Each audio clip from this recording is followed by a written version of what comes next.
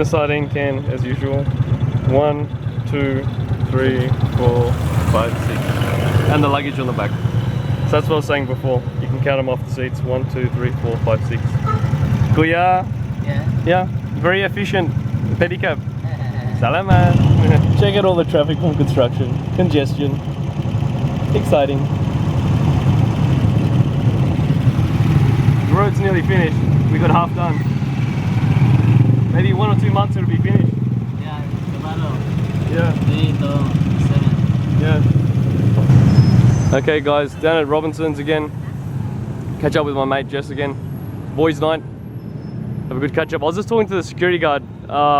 He just left. Otherwise he was pretty nice. He was pretty happy to be on camera. I got a photo with him. But the point is he had a 12 gauge shotgun and his colleague just down there has got a M16.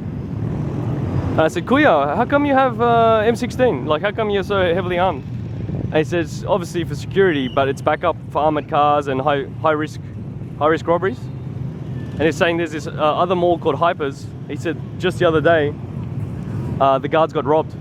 One of the guards went in to collect the cash box by himself. Some guy just hit him on the back of the head, robbed him blind, took I think 200,000 pesos from the security box. So it's a good thing. I mean, they're very well armed, but obviously Robinsons, they're not going to have those sort of problems. That's what he's saying. They're heavily armed. They're here for extra backup. So yeah, it's nice. Okay, just showing you guys the Robinsons grocery store or supermarket. It's fine. They got all the stuff you need, all the local brands, all the imported brands. And I'm gonna have to go to that drugstore, go get some medication. Yeah. No, I got it already. All right, we're just next door to Hayahay, the Treehouse restaurant, the one that has the live bands. Thank God there's no band tonight, so it's not noisy. Last time it was so noisy, cutlery was bouncing and shaking on the, like things were falling off the table.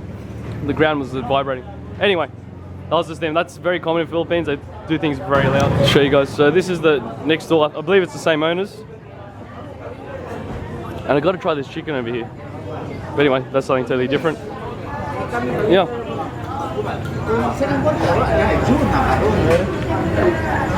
So I was talking about seafood. Got to try the seafood. As you can see, a little aquarium. Hey, baby.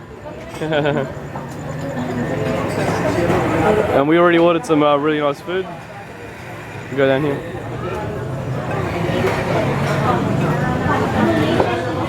As the sign says, live seafood.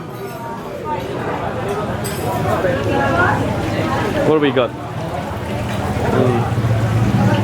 Oh, we got the crabs. We got the crabs. Okay. Any of the boys cooking it up. So I guess this is like the dirty kitchen. Oh, there are all the cuts.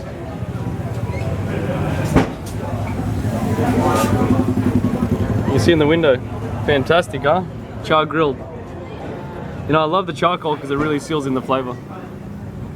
Fantastic. I mean, here it's also a bit cheaper for them, I guess, than gas. You know, we use gas a lot in the West. And one day I'm gonna have to try it. This is a chicken stand. Yeah, I think it's free range chicken. It's very famous. That's cool too. Kuya. Apparently it's quite famous. It's really delicious. All right. And it's kind of funny because you got this Orient Wind travel agent sign here, but it's called Labas. Labas. As you can see. But it's just next to the Hayahay. So it's pretty easy to find. But you just think Hayahay if you want to come here. Okay guys, just quickly show you what we ordered. We got these oysters. They're baked oysters. They got cheese. They look fantastic. You have to try it. Sisig. And this is a blue marlin tanigi. Which is soup. So yeah. Sorry guys. Yeah, got the flashlight. I think what the hell. But yeah, looks fantastic.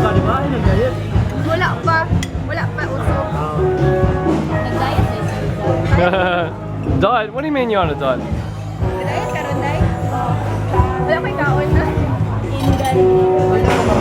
It's got the pulatan. So this is like fried chicken or?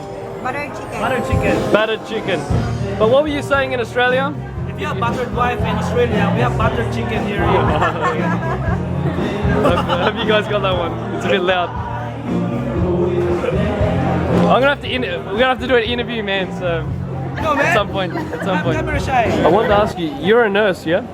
Yes, my friend. And you specialize in rehabilitation, drug rehabilitation. Drug rehabilitation, my man. So is that what you call it? Drug. Because Psychiatric clinic. that's what you actually call it. Okay. Yes. Because forgive the band if it gets loud, but you had some interesting stories. Is there a drug problem in like Dumaguete or?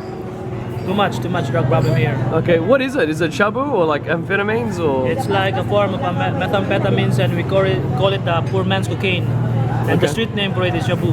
Yabu Shabu. or shabu? Yeah, shabu. Okay. And also there's sniffing The solvent one, they call it the rugby. rugby. Yep. Right. So And marijuana is also common here. yeah, forgive the band, but it's not. Marijuana is probably not that big a problem. Yes, Shabu is the main problem here. Shabu is the main problem. Okay. Yes. Why? Because it's cheap or? It's cheap, it's highly accessible, easy to get. Okay. Right.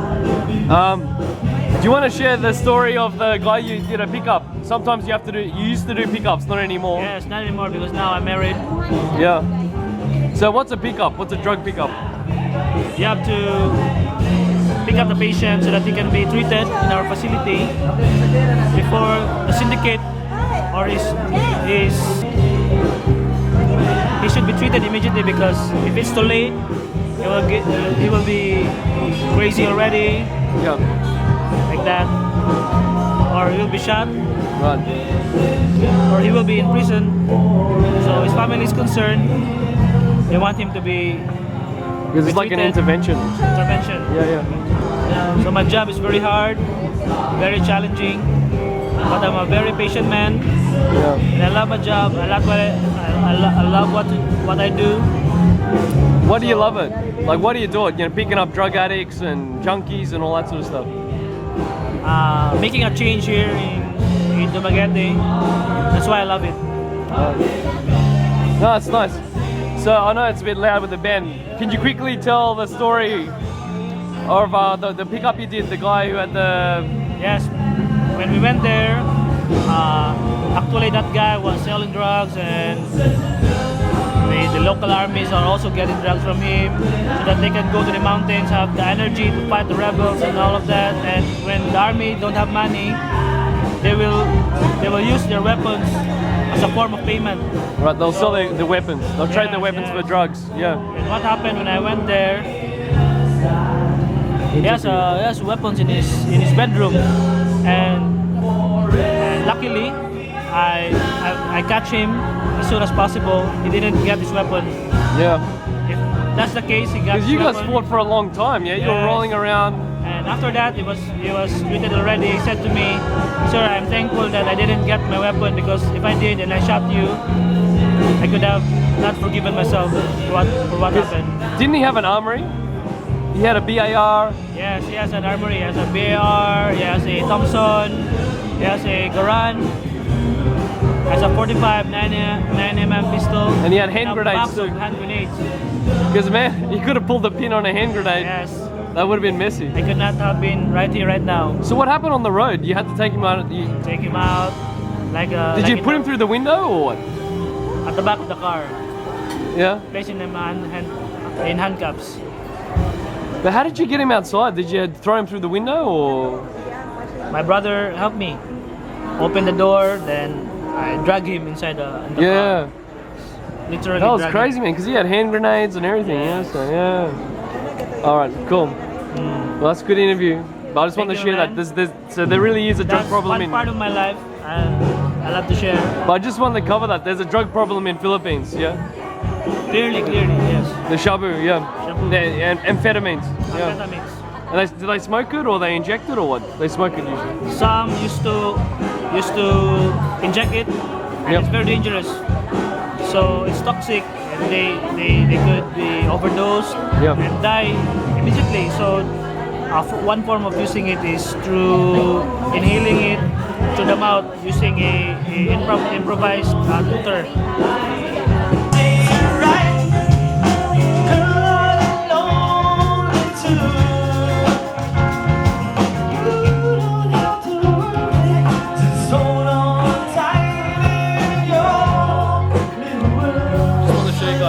band tonight. Really good night. Now, we'll move on to the comedy side. What are the 3 rings or the rings that happen during courtship? As I've said before, at first, when you want a woman that you love to be with you forever, you first give her a promise ring. Promise ring, right. Promise ring. Right. And after that, you give her a engagement ring for you to be engaged. Engagement ring, alright. After that, of course, you're engaged, you get married, the wedding ring. Wedding ring, right. And at the end, it's the most important part of it, you get the suffering. Suffering, that's it. Thank you, man. The suffering when you're married. The red light. This is a classic song, man. The red light. Roxanne and the Roxanne. yeah.